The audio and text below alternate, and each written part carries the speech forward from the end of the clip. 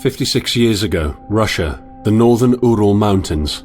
A group of 9 students of the Ural Polytechnic Institute embarked upon a difficult winter expedition to reach the Otorten mountain. Their journey seemed to progress according to plan. However, on the 7th day of their trip, the weather conditions worsened. They lost their orientation and were forced to set up a camp on the slope of the mountain called Kholat. It was their last stop. 3 weeks later in Yekaterinburg, when their families received no word of their success, the first rescue expeditions were sent.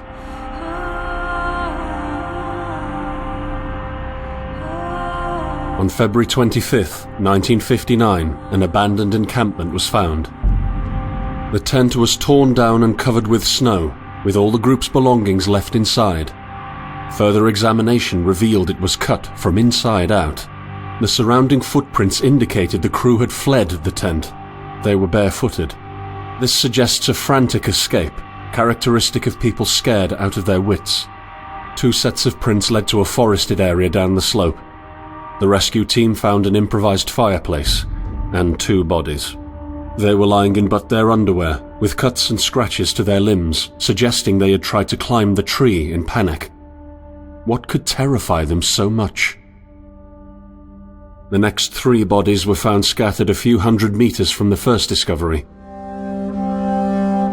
One of them had suffered a fractured skull, this despite no evidence of a struggle.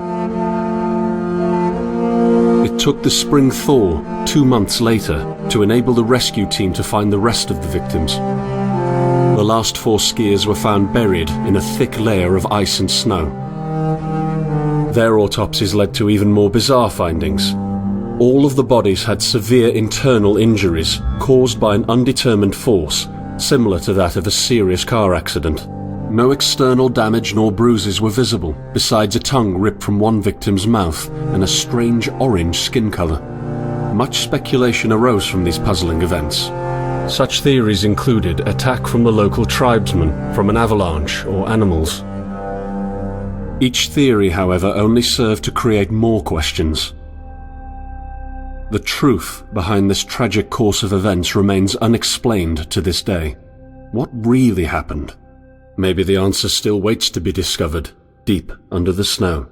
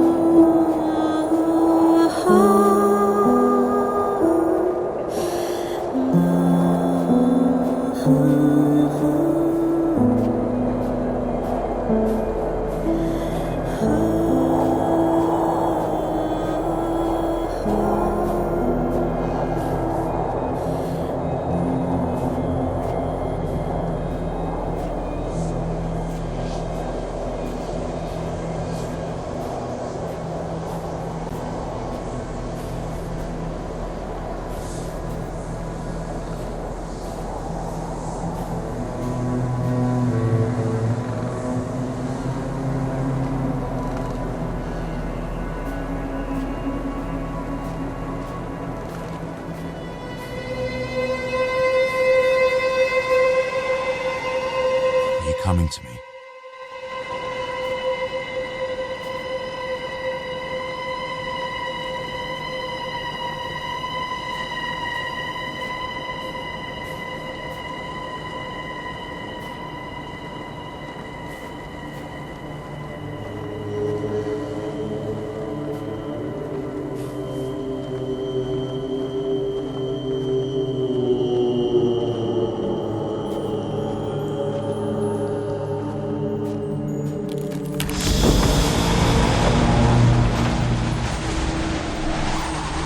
In the end, the only thing I saw was a flash, an insufferable burning light, the pain ripping apart my body.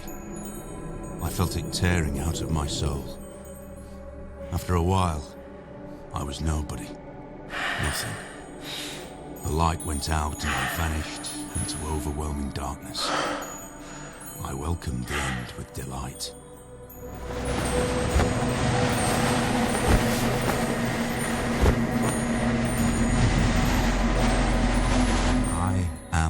Right behind you.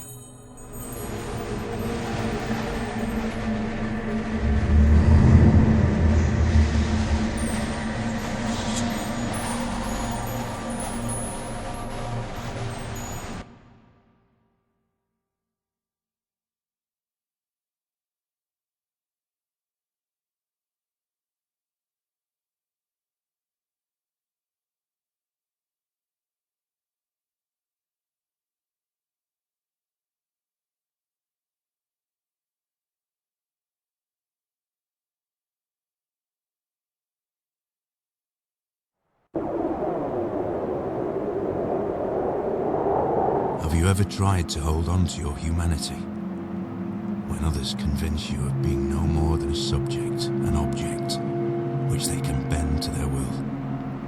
When they told you that you were a monster that deserved punishment, when you could really not remember your sins, when they took away your loved ones, leaving you to rot in the dark. The problem is that in their darkness, you have never been alone.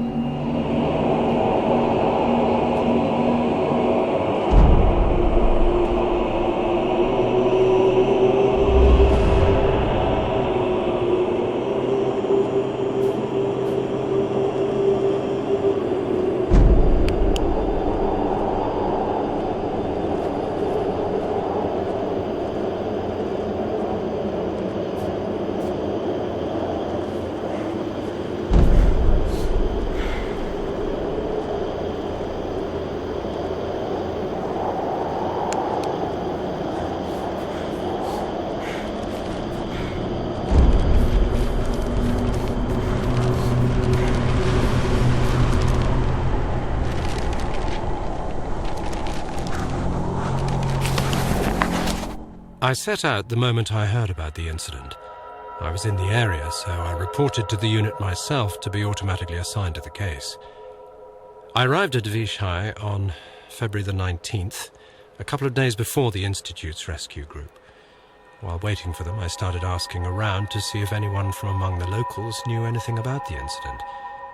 One of them said he had a hunting cabin in the search region and knew the area very well. I decided to use him as a guide. When the rescue team had finally arrived, I explained to them what the unit's role was in this mission and that all discoveries or observations should be brought to my attention before anyone else's. We established priorities, checked the equipment, and set off right away. It was not until February the 26th we found the tent that I believe belonged to the students. Initial findings show that the people in the tent cut its sidewall and for some reason tried to escape from it in panic. The tracks in the snow led to a forest 1.5 kilometers away. But the trail went cold after 500 meters and we had to carefully search the entire area. This was not a place of any average incident. We had shivers crawling all over our bodies because of the atmosphere surrounding us. I was convinced that something more than just an accident had occurred here. I had the feeling we were dealing with something unnatural.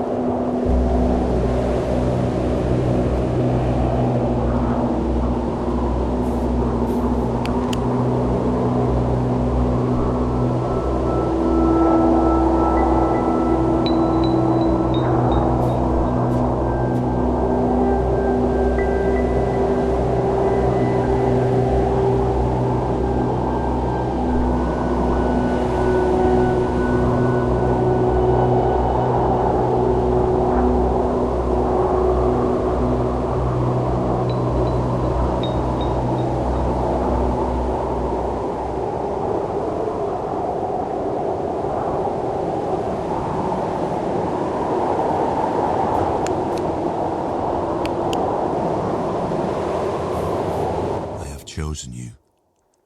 You are remarkable, just like me. But you are losing your mind, my friend.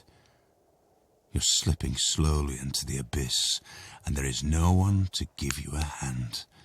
And at the bottom, I am the only one waiting for you.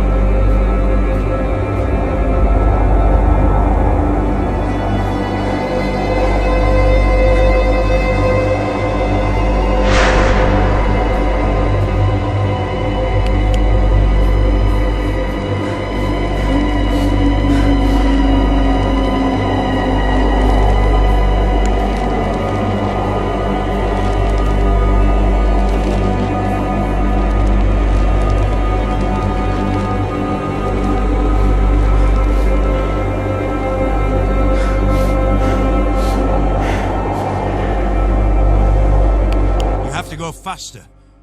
I don't have a lot of time left. You have to hurry. Find the way. Find me, or I'll unleash hell upon you.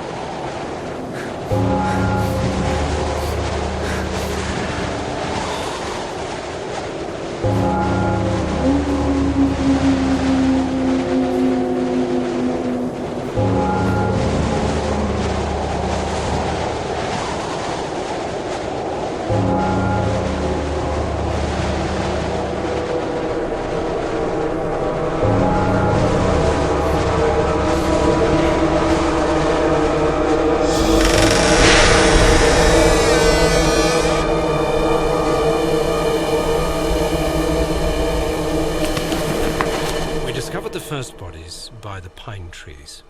A makeshift campfire suggested they tried to warm up. The bodies were only in underwear. I decided to thoroughly search the area between the tent and the tree line. I discovered the other bodies every few hundred meters apart. Their position indicated the victims attempted to return to the tent as fast as they could. This could mean that the threat was gone and the group decided to go back to the tent, or just the opposite. Someone or something appeared from the forest and forced its victims to run. At this point, it is difficult to determine what exactly happened. I have collected small samples from all bodies for further research at the unit's laboratory. I discussed this situation with the rest of the rescue team, and afterwards they focused on the visual inspection of the tent and areas by the trees, and I entered the forest.